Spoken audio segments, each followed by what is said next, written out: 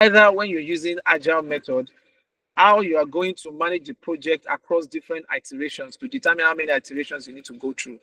And within each iteration, how many sprints or ordo you need to climb or you need to scale. Then if you are using the traditional method or the waterfall, you want to know how long it's going to take you to fully. And remember the questions we asked under project initiation. The question of when, how, why, when, then, what. The question of when speaks about time, schedule, duration. So you want to know the duration of this project. And for you to know that within the understanding of the triple constraint defined for you, that triangle, you have the scope, the time, and then you have the cost or budget. So you will see how schedule or time directly relate with project scope and how that also directly relates with budget or cost. So this is where you will put all of these things side by side. By the time you are doing your decomposition, right, you will be able to see how long it will take you to execute each task. And then you can then determine what are the dependencies, what are the level of resources, uh, um, what are the ways by which you can go about it. Do you need to think about or innovate methods, approaches? So this is where, and this is what planning is all about. So when we are talking about planning, this is exactly what we're talking about in project planning. You don't want to jump into doing the project, executing the project, forming the project until you have kind of get a perspective, even if it's not very clear, fully understood. You want to be sure that you have a direction before you start out on the journey. So this is what project planning is all about. And to explain that, we've been using this technique called the work breakdown structure. And your assignment is based on this, because what we ask you to do in your assignment is you should create a work breakdown structure for a selected project. Your group, you decide on what project you want to work on, right? Which becomes your project title. And then you create the work plan using the work breakdown structure technique. And Rihanna took you through last week, showing you different ways by which you can develop work breakdown structure. But for the sake of your assignment or group work, we adopted 4 different methods, or what we called WBS templates, which I shared with everybody 2 days ago. So if you were here last week, you must have received copy of 4 different templates. So what you're supposed to do as a group is, once you've determined the project you want to do, select a particular template out of the 4 which you are going to use, because we'll grade you based on your template selection, because your planning also requires you to selecting the right tools. Remember ITTO that I told you when we're discussing about the project initiation. So your tools and templates and technology that you're using will also determine the level of success you're going to achieve on your project. So you need to know the right tools, like putting square peg in a square hole and round peg in a round hole. I mean, square peg in a square hole and round peg in a round hole. That's what selecting the right tools will do for you, right? So that's where we are.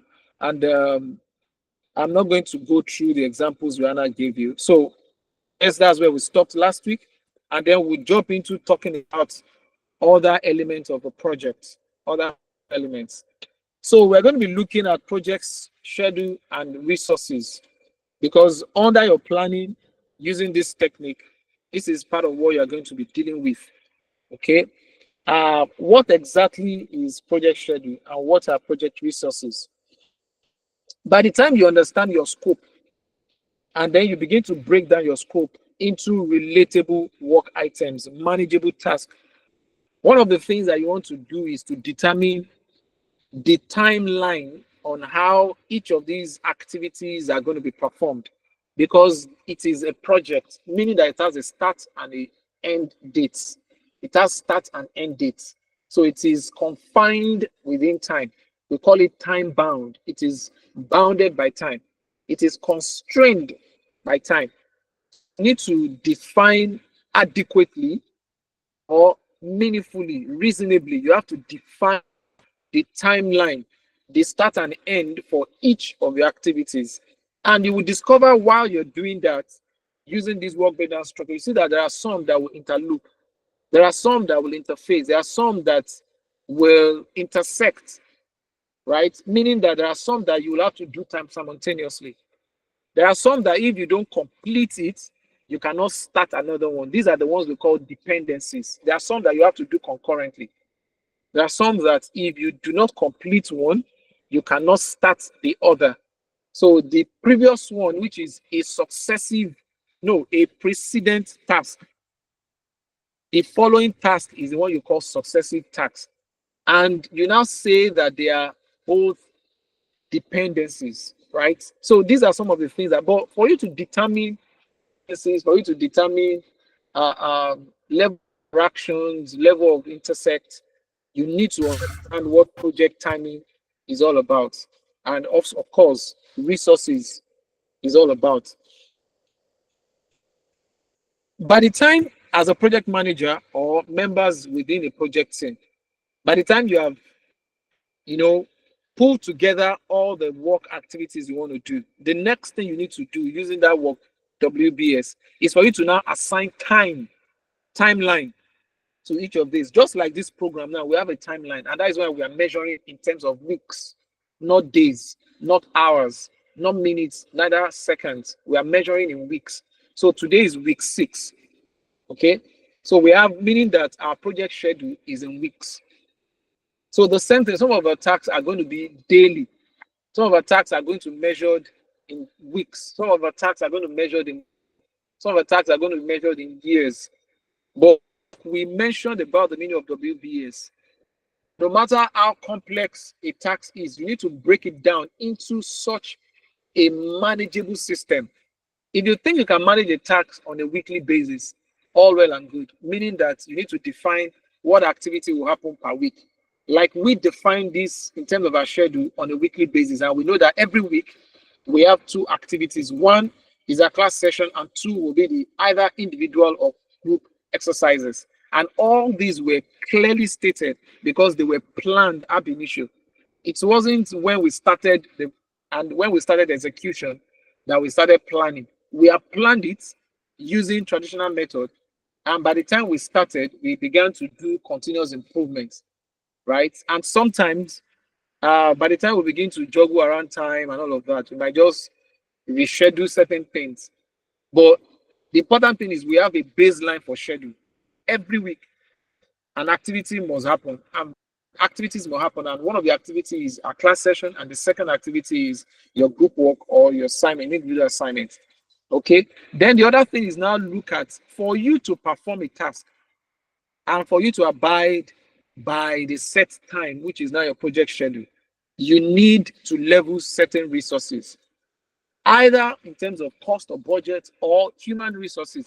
And even if it's going to be human resources, sometimes human resources are also associated with remuneration, which of course is still boils down to cost or budget.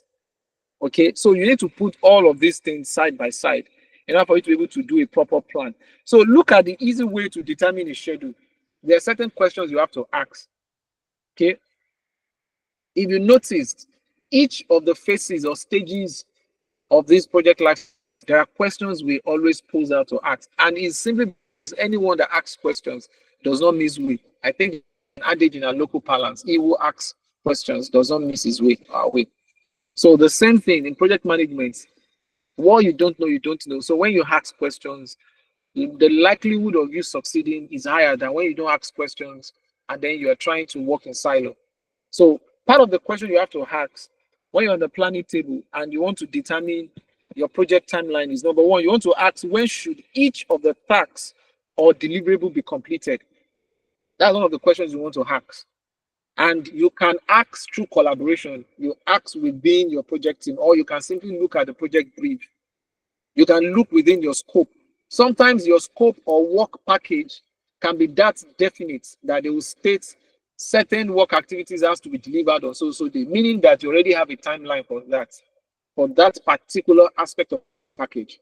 So the question of when a particular task needs to be performed in order for you to drive benefits, in order for you to be able to achieve some deliverables, is one of the questions you need to ask. The second question is to now determine which human resource is responsible to deliver that task or to carry out the work or to perform the exercise.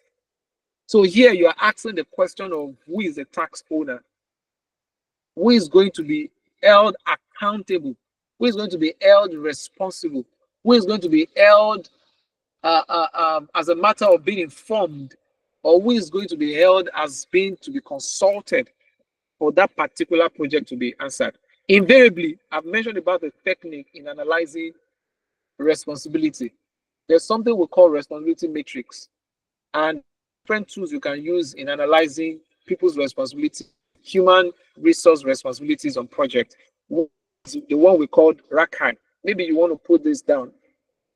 RACI, RACI, is an acronym where R stands for responsible, A stands for accountable, C stands for consulted, I stand for informed.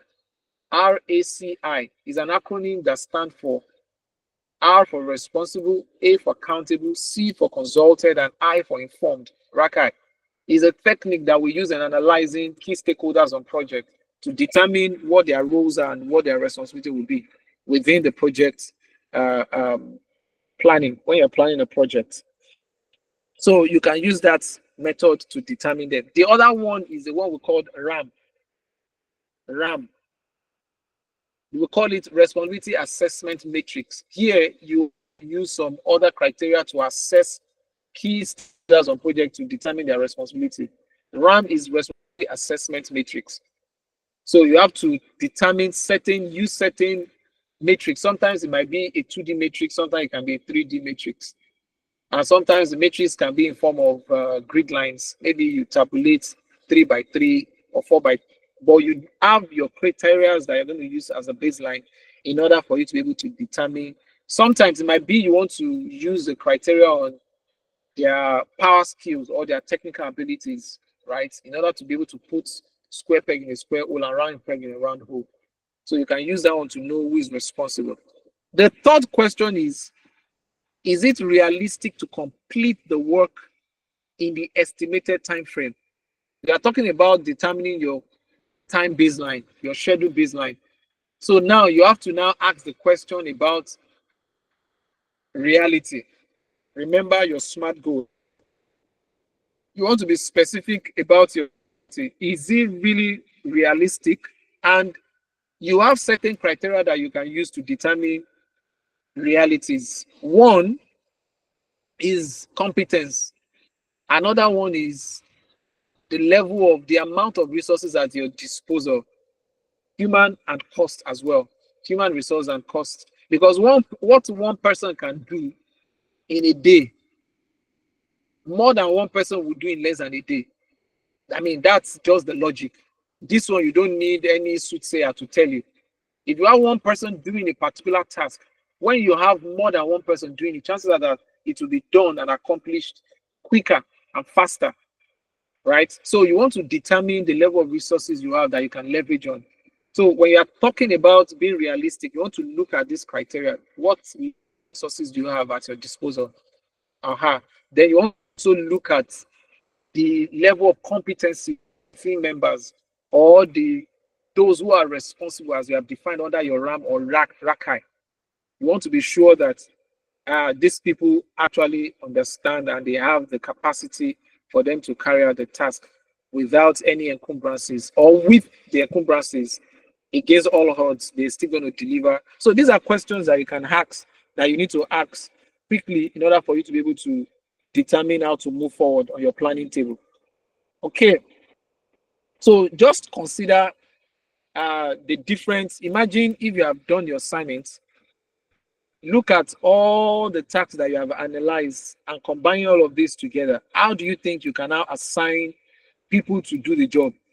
I'm already giving you expo on the assignments, the group work you are going to do, right? So imagine task A, B, C, D, and all of that, and you have to assign people to perform that. So who are those people? Do you think is all the people you assign, or you want to put a structure, so to speak, right?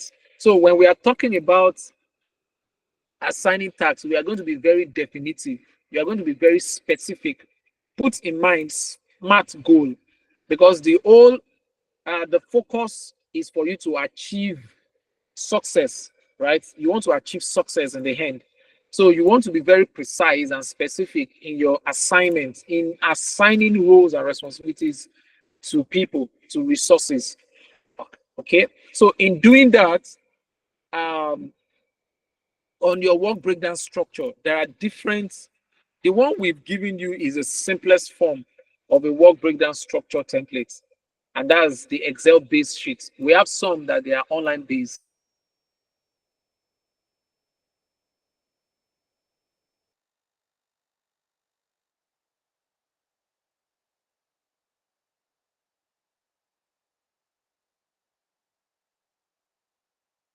You also have software sheets as well, So I mean, there are quite a lot of, and there are some within PMO setup, because I set up PMOs for organizations as well. So I know that there are tailored software, there are tailored, well-designed,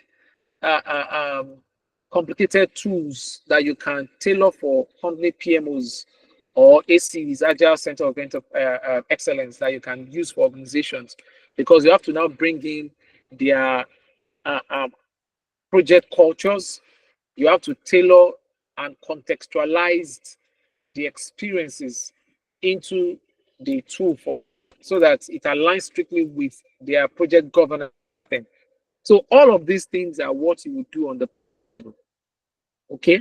But there are key other things that you need to know when you are developing your plan. Number one, you need to understand that there are certain activities within your work package, as you are breaking them down, that are closely related because they are dependencies. There are some that they are not related at all. So grouping these activities in a proper way will help you to have a good and winning project plan at the end of the day. The second one is for you to now put them in order of priority. So there is also scale of preference and prioritization that you need to consider when you are developing your project plan. So what tasks should come first? When you're talking about prioritization, this is what we mean. What tasks should come first? Imagine you've had list maybe 1 to 20 work items, okay, on your work breakdown structure as you have described within project scope. So which one should come first? Which one should I do? Technically, your competence will tell you without even asking that question. Remember the 3 questions we asked. What is to be done? What are those tasks? Then who is going to be doing what? And then what resources or time is available for you to do those things? So, but you can go a step further to now ask that what has to be done now, or what should be done first, and what should be done second. So this one speaks to your experience and also your technical ability. A good example is, if you want to build a house, the brief is you are building a house, let's say a bungalow or 4-bedroom apartment. You've had your design, you know exactly what the work breakdown structure is, because you are going to lay foundation. There are so many activities within that work package: foundation laying or construction of the foundation. So a lot of activities around foundation is substructural works. Then you have structural works, your DPM, your columns, up to your lintel, your walls, your internal partition walls. Then you now have your roof structure. Then you have your decoration and finishes and all of that. Of course, you have other building elements like your windows, your doors, the skylighting. I mean, all these other features. Then you go external, you talk about your landscaping, blah, blah, blah, your driveway. Maybe you have external garage, or I mean car park, sorry. Then you have internal car park that you call garage. All of these things, you have to schedule them. You have to preset them on a timeline to know what comes first. So in this case, is your technical understanding that will enable your competence, that will enable you to know how to arrange in order of work activities, how to arrange the execution of this. Okay, that's exactly what we're saying, that you have to arrange the way you want to execute the work, how you want to perform the work in order of precedence, which one comes first and which one goes next. And are there activities that you can do simultaneously the same? Maybe there are some activities that can be done off-site, not necessarily on-site. So when you are planning, these are some of the things you take into consideration. Then, of course, you need to know exactly what these tasks are all about. If I say you want to lay foundation, what type of foundation? You need to be very specific. Is it going to be a power foundation? And if it's power foundation, what depth of power? Is it 10 meters? Is it 12 meters? Is it short piles? If it's going to be raft foundation, you need to know the description of that raft foundation. If it's going to be pad and column, I mean, you need to be that specific so that you will now name each of the work. I'm going to do blinding. I'm going to do rebars. I'm going to put formwork. I'm going to the rebar. I'm going to prepare the casting. I'm going to cast at so grade of concrete mix. I mean, so these are things that you have to do. Each of the work activities must be given specific name so that in execution it's easy for you to track the performance of those work activities. I just gave you this example in construction because I believe majority of you, if not all of you, are studying courses that are related to construction and building within the built industry. And pardon me if your course is not related to any of this. Then the next question you have to ask is now, how long will it take you to achieve each of these work activities? And again, that talks about your duration, okay? So you have to determine it. And I always tell people that when you are planning work activity to determine the timeline, don't box yourself, even though we call it time boxing. Don't box yourself by giving yourself impossible tasks. When you are planning, it's not mission impossible. The entire project itself may be a mission impossible. Your planning should not be seen as a mission impossible. Be realistic about your time setting, about your timelining. If something ideally will be achieved in 1 day, don't set it for 1 day. Set it for 1 day plus, maybe 1 day plus some hours, or you give it 2 days. The reason is you are creating a buffer. There's something we call buffer on time schedule, on project schedule or project time. You also have that on cost. So the buffer you have on cost, on project cost or budgeting, is the one we call contingencies or reserves. Is what we call contingencies or reserves. It's good to always have buffer on these two project elements, your project cost, your project time. It's good to have more time that you want to execute a project than to have not enough time to execute a project. Because when you create and box yourself within not enough time, you are already giving yourself an impossible task to execute, of which you are initiating project failure. Because Mr. Murphy will always happen. Mr. Murphy will always show up. And when Mr. Murphy shows up, if you have not done your proper risk management planning, then it's the reason why project failed. So you want to ensure that if at all a project will fail, it's not because of failure in managing time. So this is one of the things that your planning should enable you to prevent failure that may come as a result of poor time management. Make sure you always create a buffer, and it's allowed as a professional for you to do that. Then you also need to determine when specifically you need to begin a particular task. So your WBS will project this for you. I'm emphasizing all these things so that when you are creating, you would know exactly the type of templates that will enable you to do all this detailed analysis of your project plan.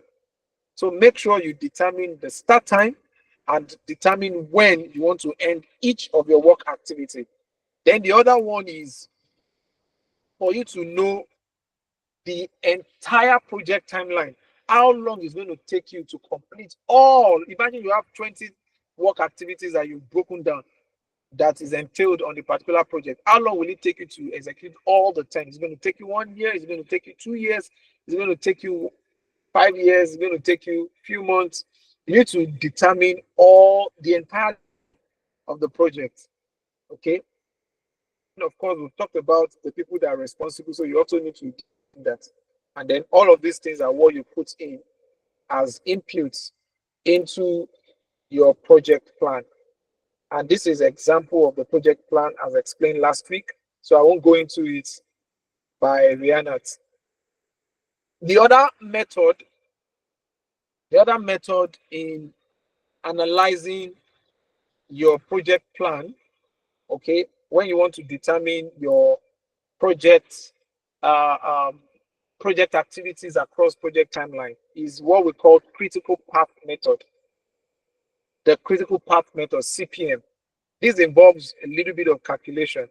So there's a video that I'll be sharing with you after today. I'm owing you one thing. So this is going to be the second thing I'm owing you. The first thing I'm owing you is a copy of this class notes guide. So I'll be sharing it together with the video. So make sure you check the YouTube channel when I share with you. You will see a short video of how to do the CPM calculation. It's a short calculation that determines, that helps you put each task and know which of the tasks are on the critical path. Because any task, why you need to use critical path method to analyze your project plan, your project plan, is to determine the particular work items or work activities you've broken down that are very, very critical. Because if you do not do them at the time you say you want to do them, that means the entire project has failed. Because when you do the calculation, the critical path always end up in 0.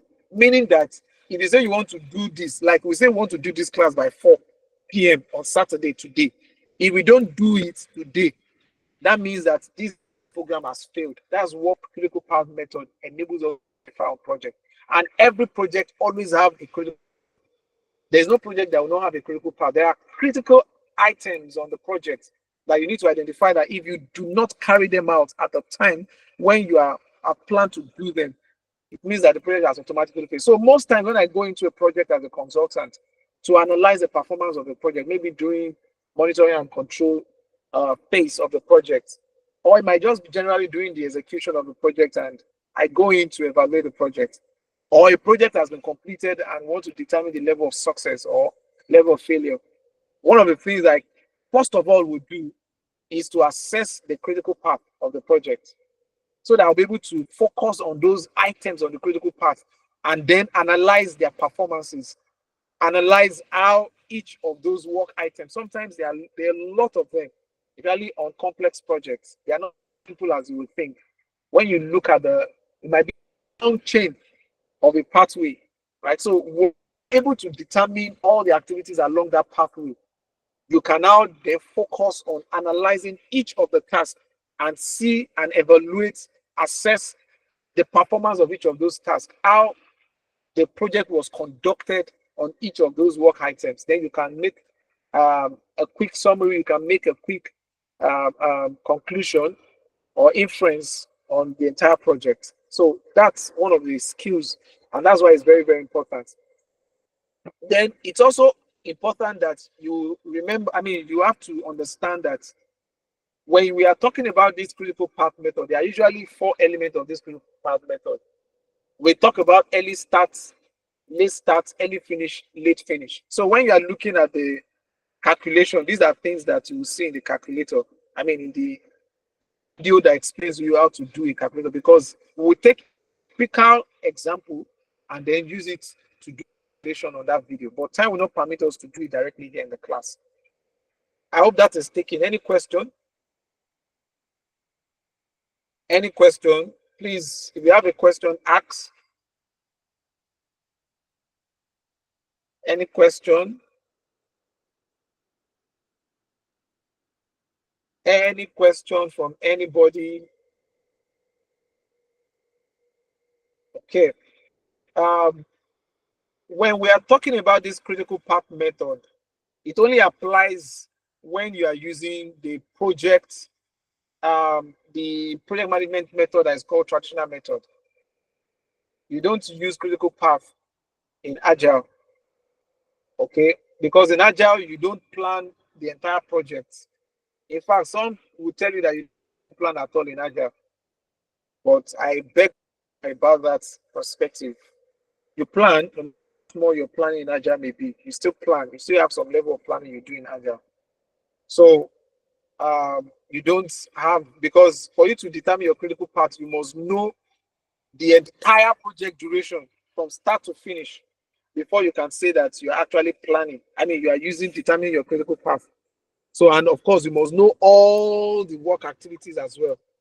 And then you now find the sequence by which each of these has to be performed for you to be able to determine the what's it called now, the critical path. Okay, so any question on project schedule and project resources before we move to another project element? Is there any question you have on project schedule or project resources? If not, I will jump into it now. Can we proceed? I'm not getting any response from you. You can unmute if you want to talk. Let me know if you have followed me up to this point.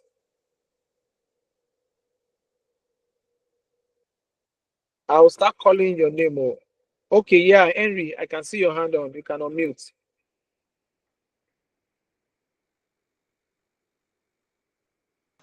Good evening, Oh, sir.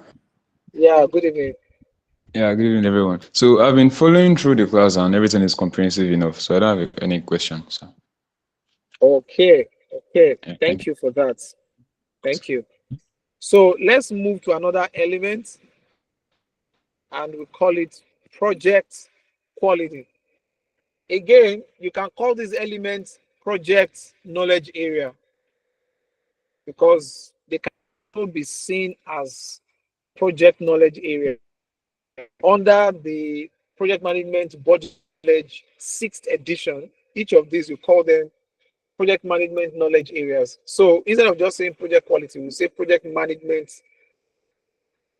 project quality management, project resource management or human resource management, project schedule management. So that's how we call them under the 6th edition. But we're just looking at them as critical elements of projects, which you cannot undermine. You cannot sweep under the carpet. Okay, there's a question here from Gideon Emmanuel. He said, are there cases where an activity not on the critical path could delay the project? If so, how? Yes. Yes. In fact, all the project items that you have broken down, that's why you have to, in execution, you have to do what we call project tracking. You have to do project evaluation. You have to do monitor control, which is the 4th phase.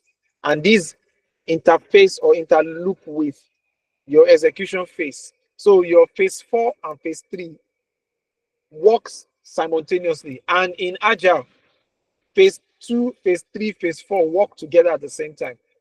When you look at the diagram in Agile, as you are planning, you are executing, then you are monitoring and controlling, then you close, and then you start over with planning again. That's why we always have retrospective. Maybe after retrospective, you go into sprint planning.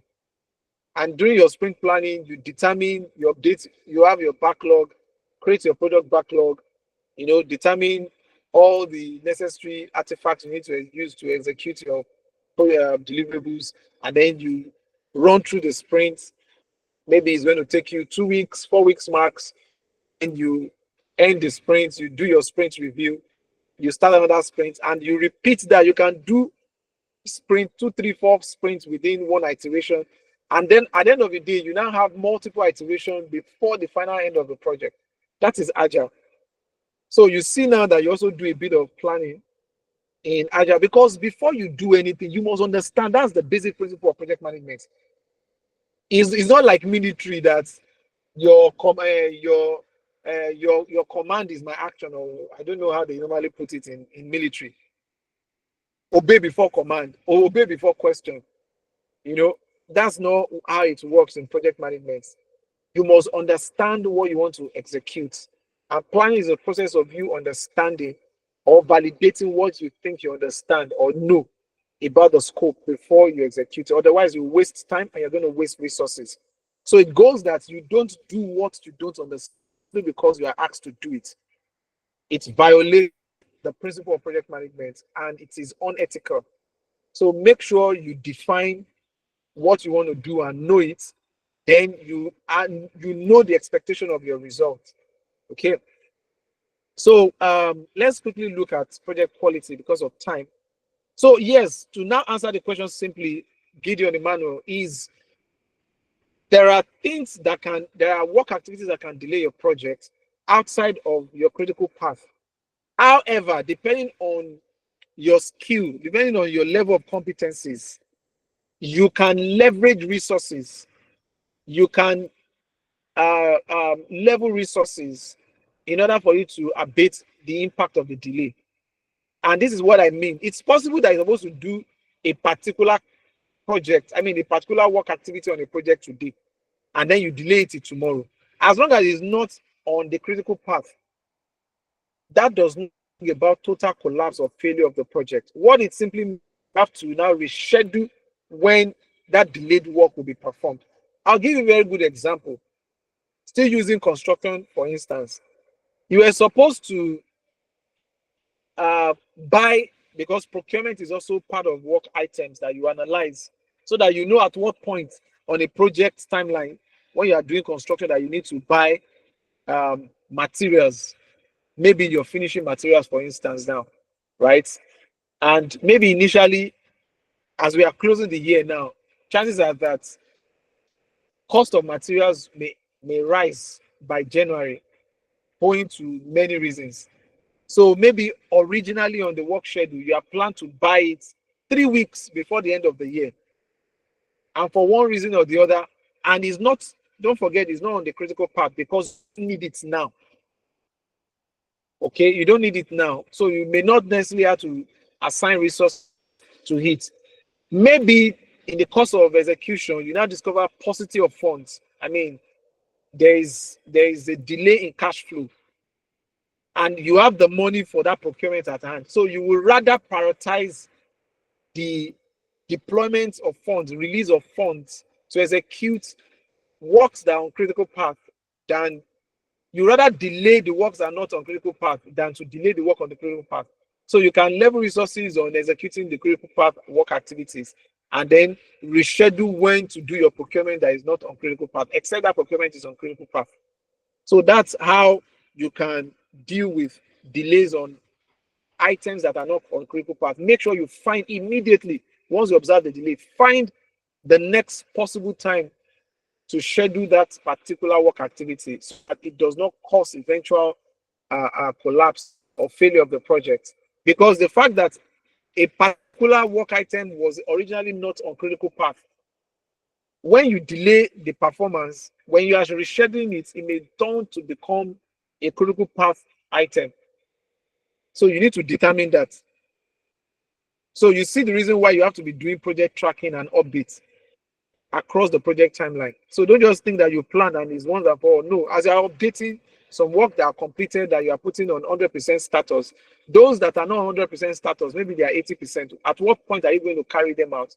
Because there are delays that will make the remaining 20% completed so that you can have it at 100%. So those are the things that you do, and that's how you can undo such delays. Is that taking, Gideon? Gideon, is that taking? Yes, sir, it is. Thank you very much, sir. I appreciate. Awesome, awesome. So let me just take the project quality and perhaps communication, and then we can round up on that today.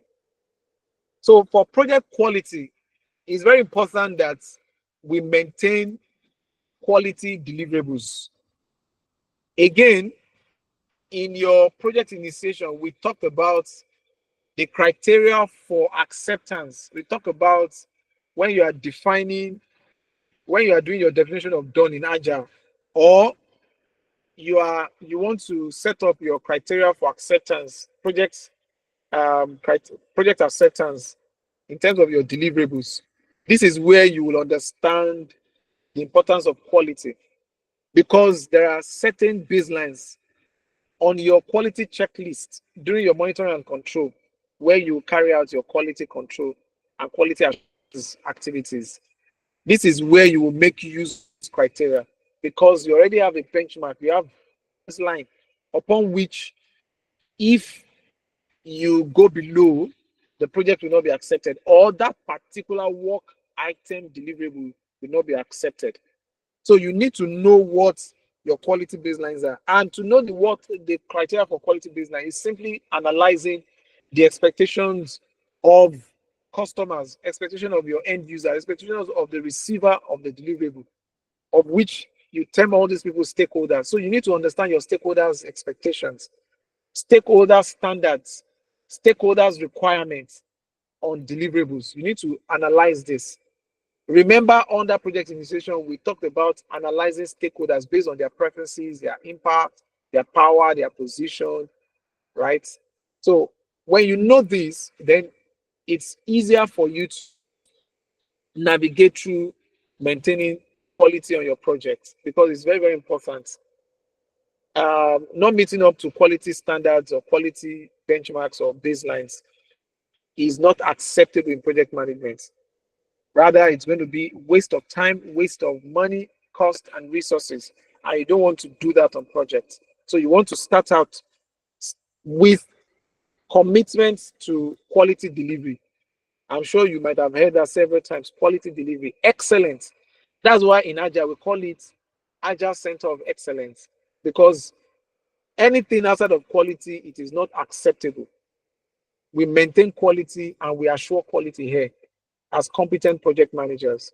So the commitment to quality now makes us to embark on different activities around project quality and control. And part of it requires you to do, you develop project quality management plan.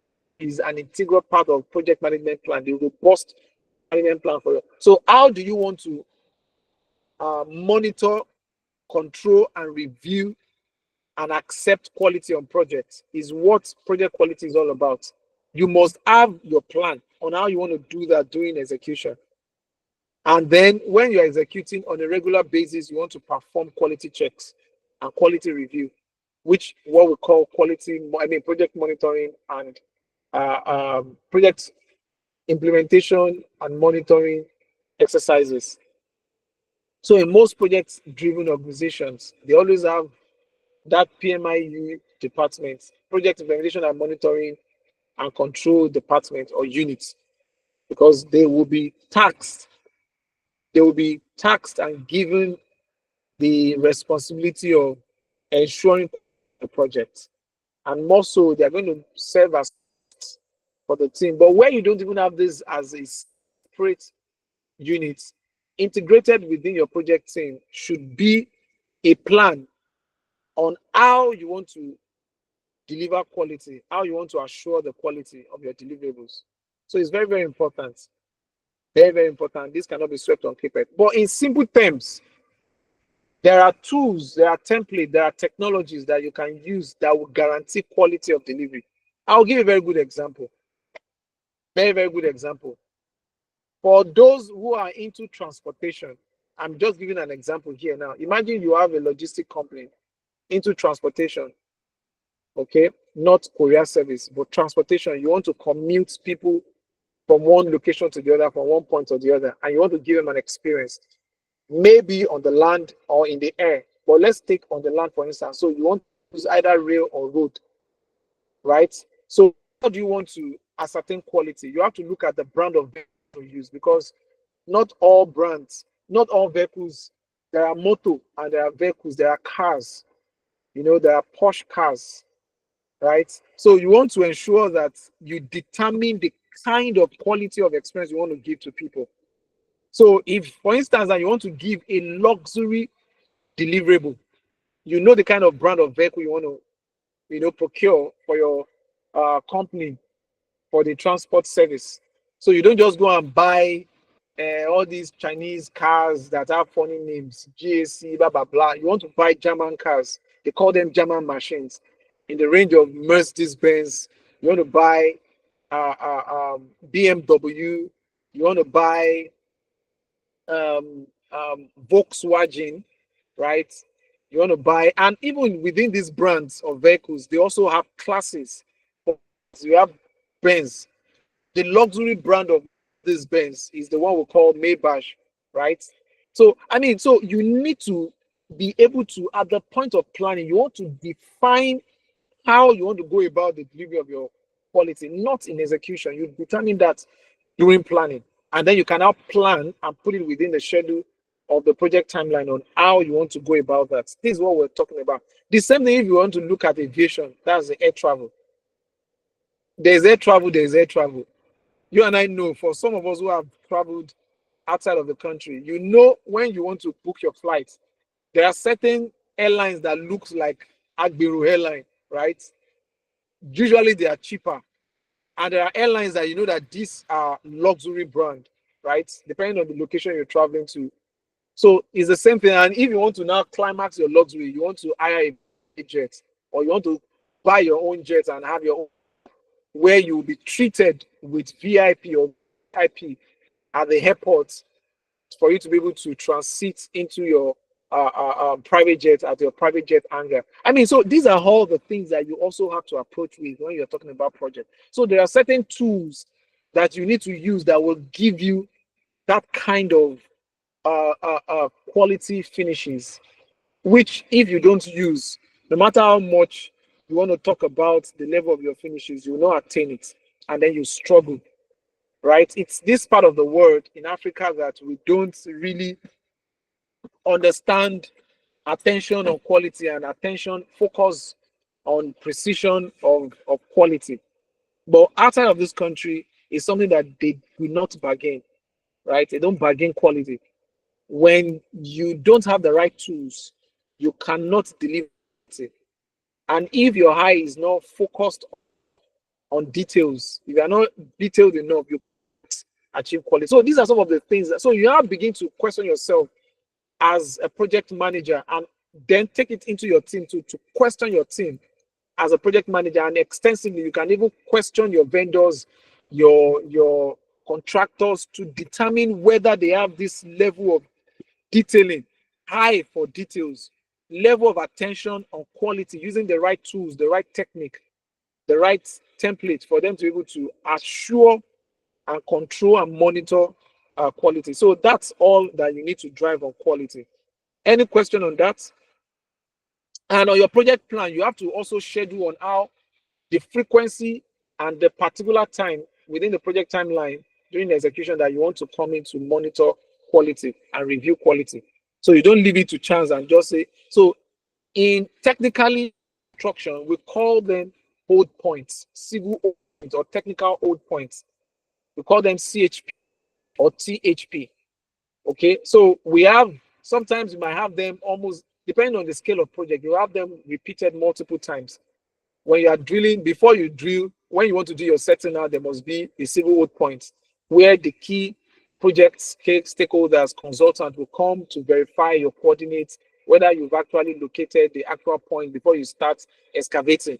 Then when you excavate, they will come again, come and be sure that you excavate to the right depth before you do your blinding. When you do your blinding, they will tell you to do quality control by taking sample cone tests on the concrete. So you have to submit concrete tests. I mean, so you have several. So at what point are you going to be conduct? Because these are different work activities you have broken down on your work packages.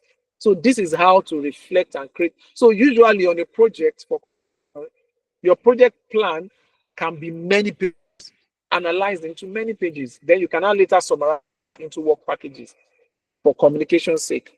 So now this will now take us into project communication. But do you have any question on quality?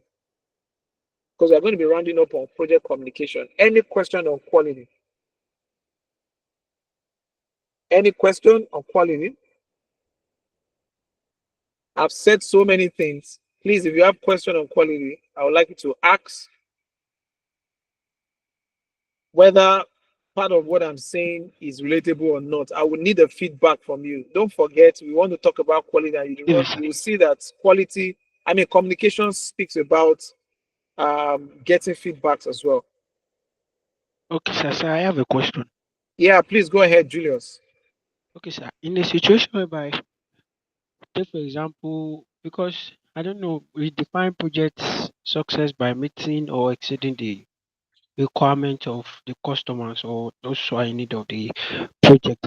But when you notice that what they are demanding for is not not quality, and you just want to be standard or use the thing oh, this is best for this, and they are requesting for something lower, is it advisable that you go with them, like in terms of quality, that you go with them and say, okay, since this is what they want, let me just use it? Is it advisable you do that as a project manager? Thank you, sir.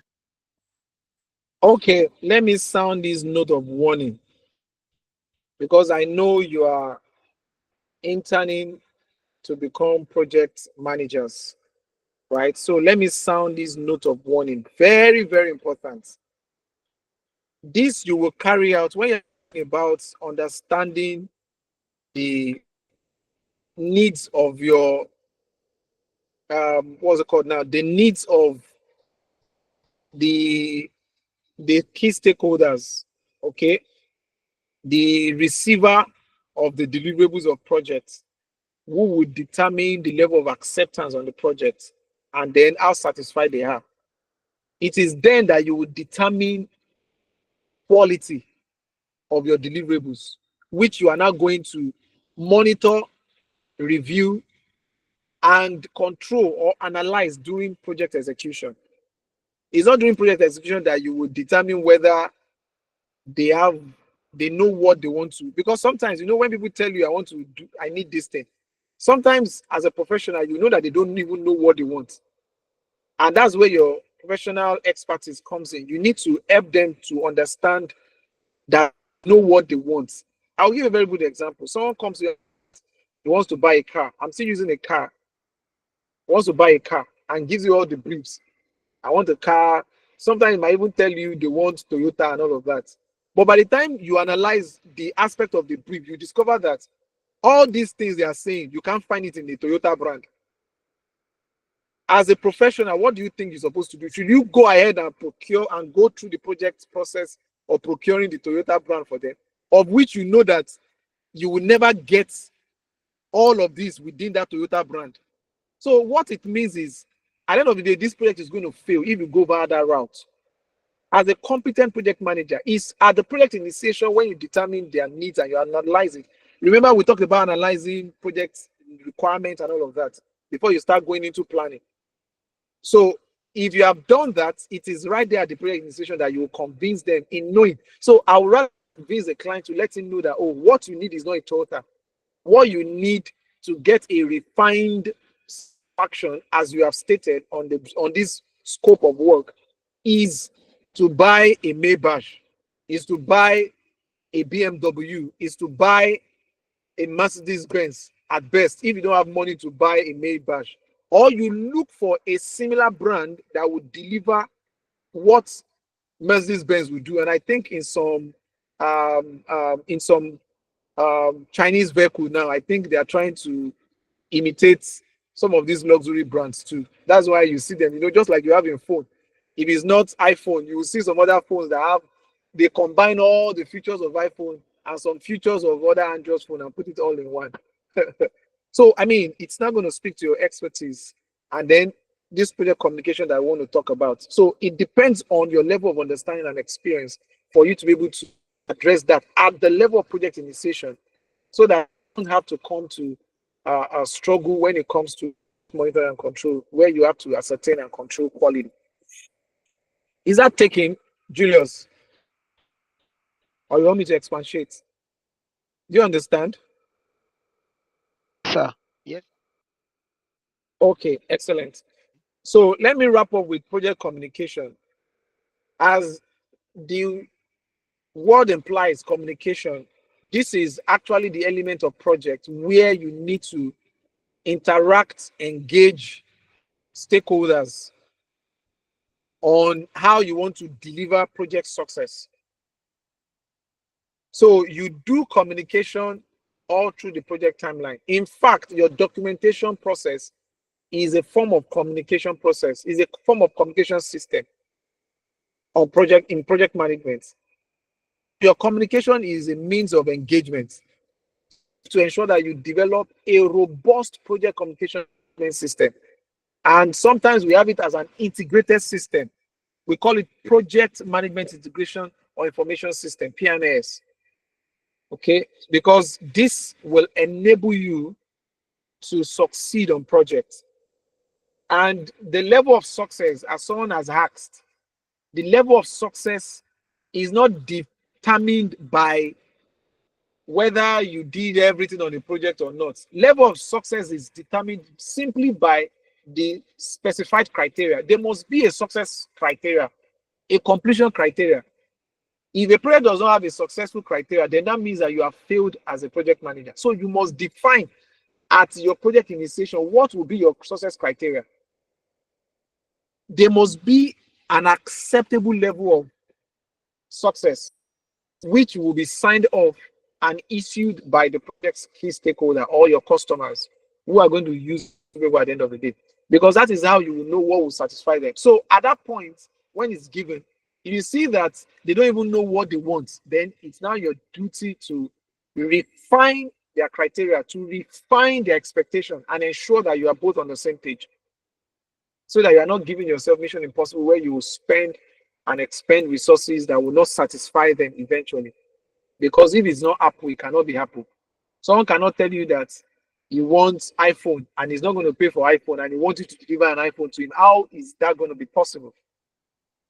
How is that going to be? Because if it's not iPhone, it is not iPhone. So it's rather he wants an iPhone or he doesn't want an iPhone. So you can then now refine it and look for, because he doesn't have the money for iPhone, then you can look for. But you don't promise him when he's not going to pay for an iPhone that you're going to deliver an iPhone for him. You get what I mean now? So this is how you will refine criteria and expectations. Don't let people give you impossible expectations and you want to, simply because you want to do a project and embrace it, and at the end of the day you fail. And you're not like, oh, they are not happy with your delivery. They can never be happy because you should have determined, you should have known this ab initio that they will not be happy because you know it's not something you can do because they're not paying for it. Right? They're not paying for it. So this is how you're able to manage expectations. And you can easily do that with good communication system. There are so many things that involve in communication because anywhere human being is involved and you need to communicate with human beings, there's a level of politics that are at play. And that isn't why even in communication we have diplomacy. Some people just have this disposition never to accept yes or no as an answer. Hope you don't get what I mean. We can spend the rest of this weekend talking about project communication because there are so many things about it, because it's all about human being nuances, how to deal with human nuances, how to effectively communicate in project with people. Some people are disposed to, you can't just, they don't want to hear no as an answer. So how do you communicate effectively with them? How do you satisfy them? How do you deliver success with them, to them? So you need to be diplomatic. Sometimes you may not say no, but invariably what you are giving is no. Right? So this talks about diplomacy, not because you are lying, it's not a lie, right? Because communication does not necessarily need to be verbal sometimes. In fact, something happened just before I jumped into this meeting. I was in another meeting and a colleague was trying to call my attention to, still talking about communication, how to not always verbalize every communication, that sometimes I need to non-verbally communicate. Even when I verbally communicated, I still need to non-verbally document our communication by just sending a simple memo, an email, just to reiterate the conversation. And that can easily be done through project documentation. You can have your project document called minutes of meeting, right? So that will enable officially whatever conversation, because sometimes you might say so many things. That's why we are also recording this, because many things I say in 1 hour that sometimes I will even forget. But when you play back, when you watch again, when you read the minutes of the meeting, or you read an AI keynote, it will enable you to refresh your memory on what I played during a verbal communication. So this will help, and there won't be any misplacement of truth eventually. So a good communication plan will answer the question again. You see, at this phase, we are also talking about questioning. Answer the question of what, the question of when, the question of who, the question of where, and the question of how, which are all integrated in your project's initiation. And now in planning, we are still addressing this. right? So the question of what, the question of who, the question of when, the question of where, and the question of how are all going to be answered if you engage in good communication, of which I said it's not only verbal, can also be non-verbal, and you can diplomatically communicate non-verbally. Diplomatically communicate non-verbally. So these are the skills. We call them power skills. We call them interpersonal skills. These are the skills outside of your technical ability that you need to acquire, of which this kind of mentorship will enable you to learn this. In school, they won't teach you all these things, right? So as you submit yourself and commit to this mentorship program, this is how you learn these power skills, okay? And of as you collaborate, that's why we are putting you in groups with all assignments. As you collaborate, as you interact, as you network with one another in the community, you will also learn effective communication skill. So what needs do you need to communicate in terms of across the project timeline? By the time you are creating your project plan, your work breakdown structure, using any of the tools, you need to determine at what point do you need to share the status, project status, with key stakeholders, with your project team. Your project status simply can be in form of you creating a project report from time to time. What's the frequency? Is it weekly? Is it daily? I've worked on projects where the clients require us to be submitting daily reports, and will give you the expectation. I want not just only notes, I want pictures, than 15, 20 pictures on a daily basis. It's accruing tax is so much, but that is the expectation. Anything outside of that, you have not met the expectation and you have failed. So you see what I mean by defining success criteria. Now, if you don't know that and you assume, if you work based on those assumptions, is the reason why project will fail. Even when you have carried out everything, they'll still tell you that you have not done what you're supposed to do. Yeah, Julius, I can see your hand up. Ask a question. Okay, sir. Yes, sir. Sir, is like you said before, you say the customer requested you to be sending maybe daily report or something, pictures. Is it the customer, is it the client that tells us how often he wants to, or because the project communication plan now is the project manager that design or come up with the plan? Is it that is the client that is is it the demand of the customer we are working with to plan it, or it is independent, it's dependent on the project manager to okay define this is how I want to communicate and this is who I want to share information with? That is In what I this want to know, sir. case, you are the project manager. It is not in your purview, it's not in your discretion at this stage. Don't forget, we are taking it step by step. And if you follow through from project initiation, when you are collecting requirements, when you're analyzing your key stakeholders, you will know their interest, right?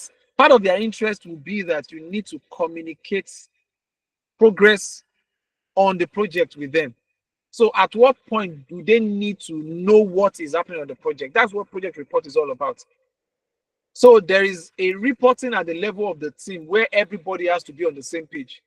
And that's what we do every week. If you know, from week 1, we always send a report to you and give you a summary of everything in the class, just to refresh your mind. And then I'll give you assignments in case we forget.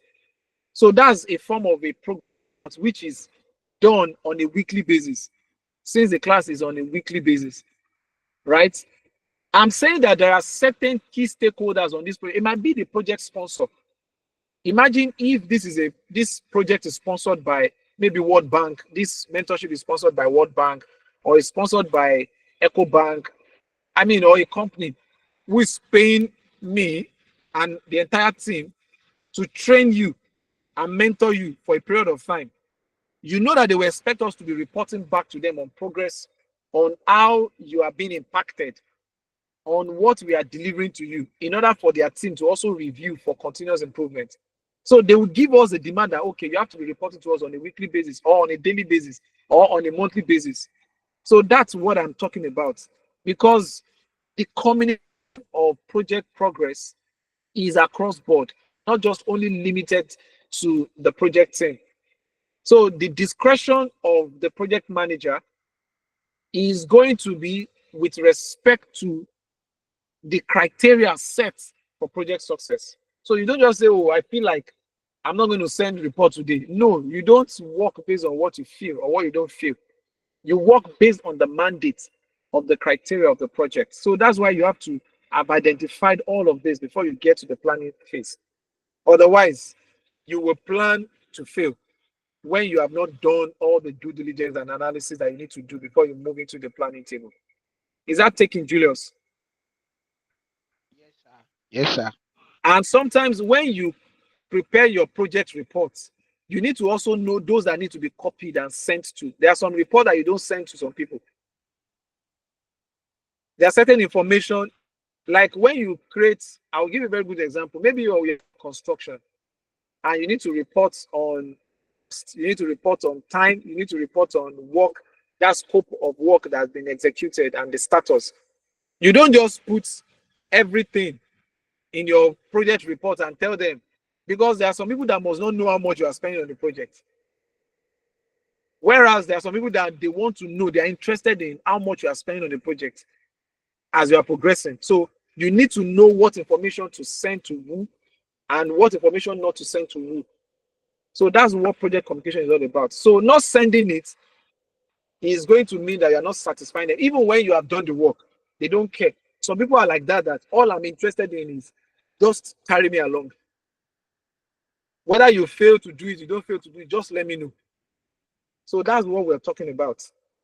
So when you're talking about project success, is defined based on the success criteria or the criteria for acceptance. Is that taking? The other question you can ask is, when does information need to be distributed or communicated? We talked about frequency, which I've mentioned. Is it weekly? Is it, and if it's weekly, when exactly? Is it on Monday? Is it on Tuesday? Is it on Saturday?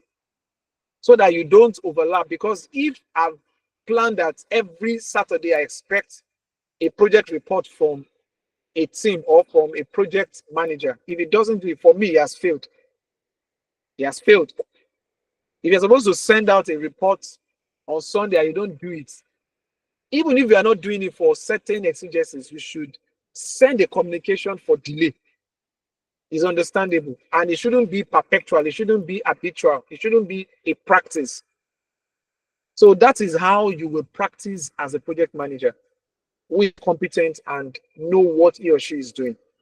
The other thing is you want to ask who should receive the. So I just mentioned about this now. So you don't send progress to everybody. So there are certain information on the progress that is just meant for certain people. There might be high level information on the project.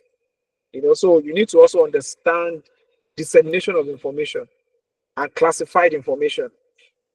Then where should the information be distributed in terms of, we're talking about channels now. Okay. Where is it going to be? Via email? Should it be documented? Are you going to print it out and submit as a memo because it must be signed off? Are you using digital communication channel?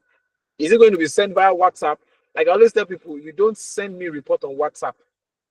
You can send me daily report by showing pictures, but when you are documenting, if you don't know how to do it, I will give you a template because I also want to document. Don't send me report on WhatsApp. It's not acceptable to me. I can't be doing multi-billionaire projects and it's now WhatsApp I'm using to collect reports. It doesn't make any sense.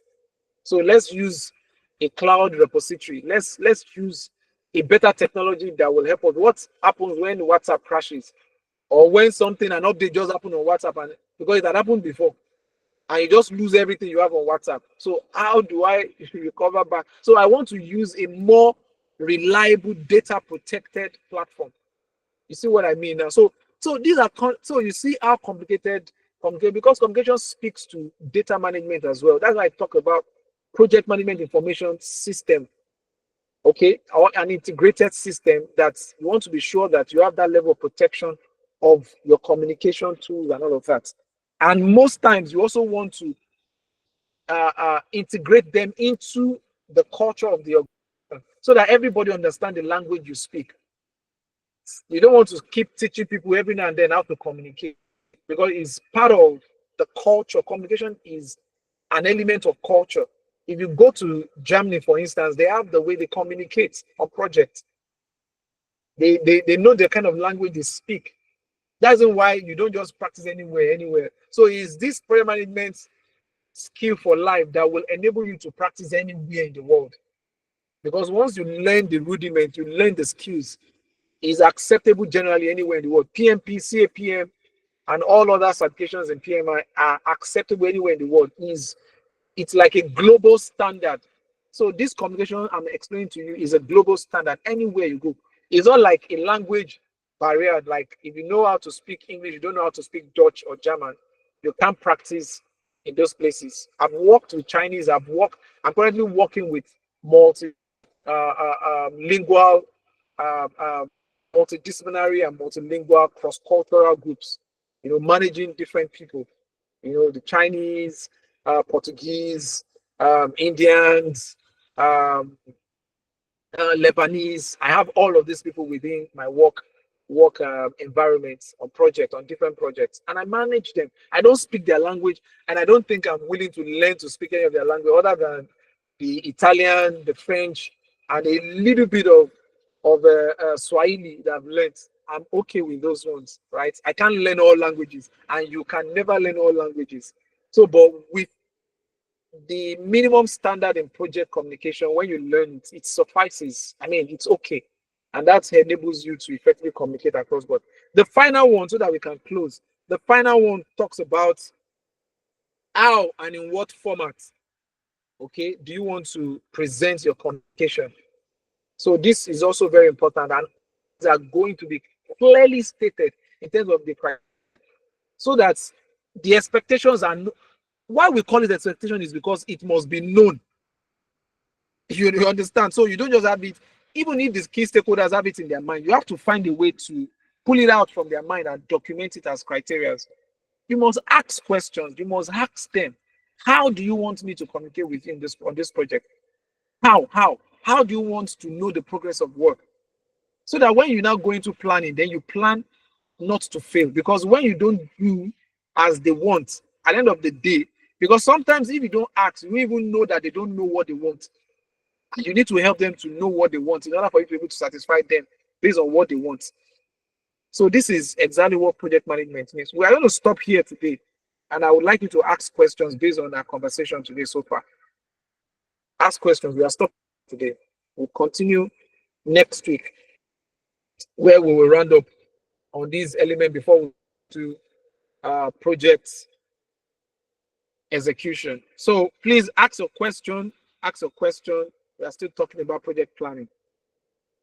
So you continue your group work, and by next week, I've sent it to you. You must deliver on or before 11:30 p.m. on Thursday next week. That's December 6th. So ask your questions now. Ask a question now. I'm going to share the attendance sheets. Make sure you fill the attendance sheet before you leave. I see that some people have left. It's expected that you stay to the end of the class. So please make sure you fill the attendance sheets. Nobody should come on my WhatsApp group afterwards.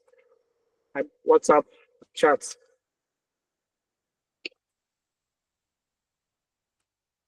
So it's in the chat box now. Make sure you fill that attendance sheet for week 6. So please ask your question now so that we can close. Ask your question. I'm stopping sharing now. Ask your question, please. I'm begging you. Ask your question.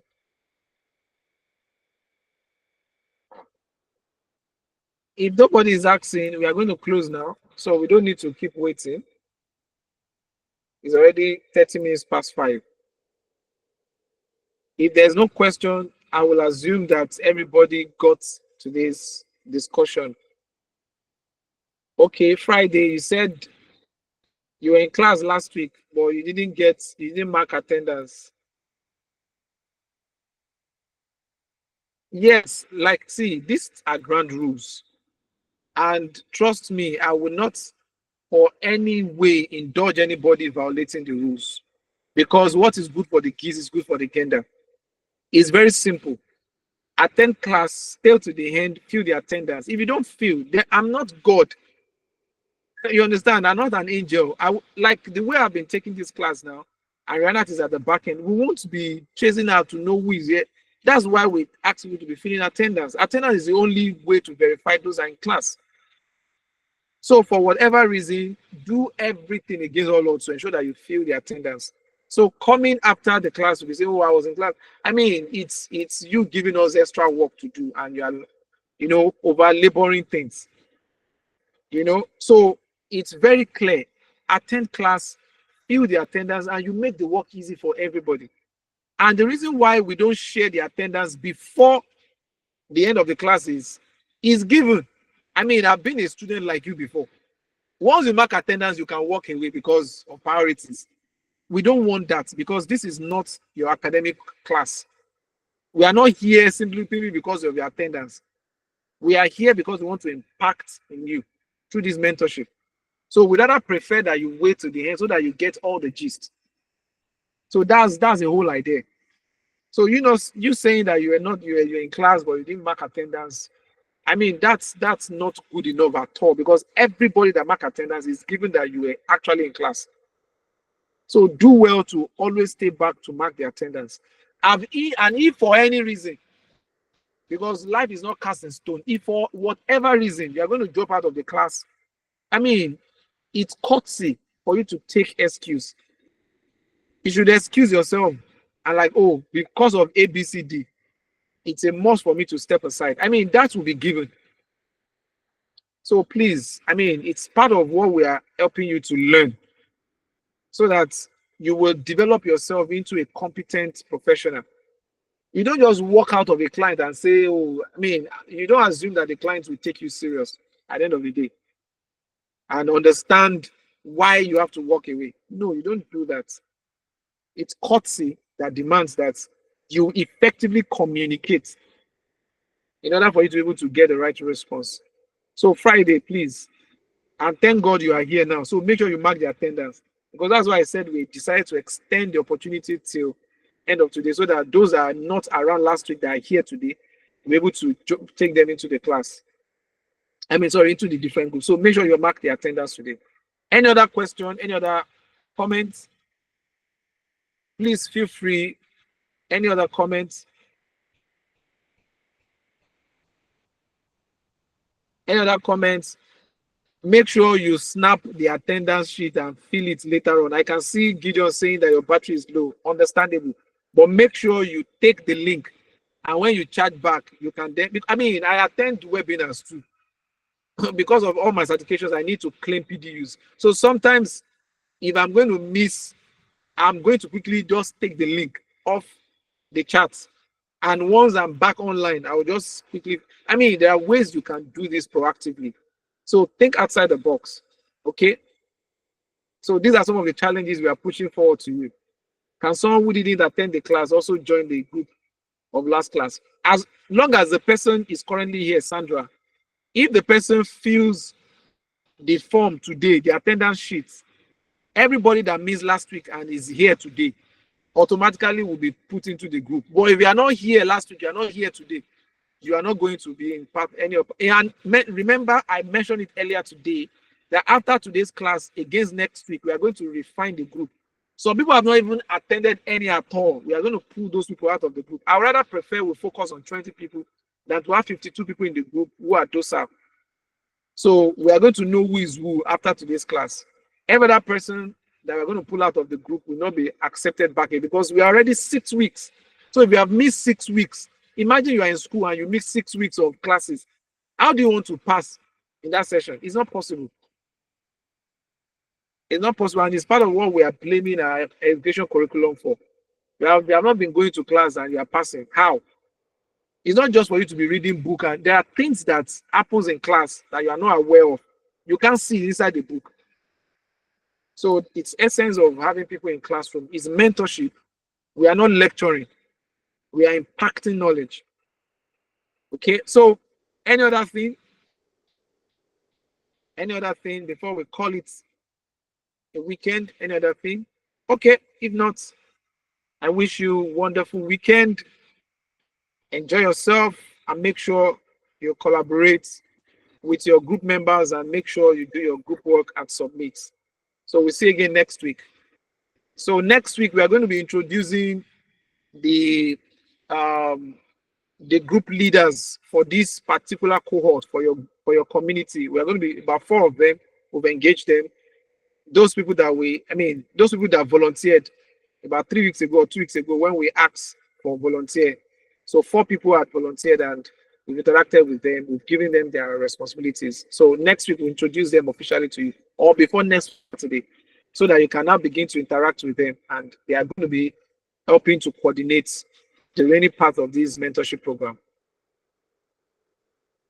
Okay, Rhoda, you are saying I should resend it. I'm doing that right now. I just reposted the attendance now. So if you have not filled it, please make sure you fill it before you go. And don't share with anyone that is not here, because I would know. So whoever is not here in class today, don't share the attendance list with them. It's very important. Okay, thank you, everyone. Enjoy the rest of the weekend. Bye. Thank you, sir. Bye, Yeah. sir. Julius, bye.